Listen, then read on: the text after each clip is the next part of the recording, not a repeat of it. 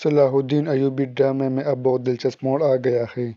اب صلیبی اور مسلمان دونوں کی اپنی اپنی اندرونی کہانی کو اگلی قسطوں میں دکھایا جائے گا۔ صلیبیوں کی طرف سے اب قدس کے تخت پر والڈن بیٹھے گا۔ لارڈ گائی کو اب ماریا کومنی بلیک میل کرے گی۔ سبیلا اور لارڈ گائی کی شادی ہوگی جو ماریا کروائے گی۔ والن بھی اب والڈن کے ساتھ رہے گا۔ کونتیس میلا کی علیحدگی کی کہانی چل رہی ہے۔ وہ صلاح الدین کے عشق میں پاگل ہو چکی ہے۔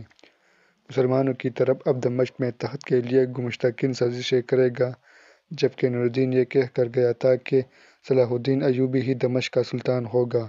ملک صالح کو گمشتگان استعمال کرے گا۔ مختصر یہ کہ اب اگلی قسطوں میں مسلمان اور صلیبیوں کے بیچ کسی قسم کی کوئی جنگ وغیرہ نہیں دکھائی جائے گی، کیونکہ اب دونوں طرف قومیں اندرونی مسائل کا شکار ہیں۔ یہ بھی ہو سکتا ہے کہ والن اور صلاح الدین کی دوستی بھی دوبارہ دکھائی جائے۔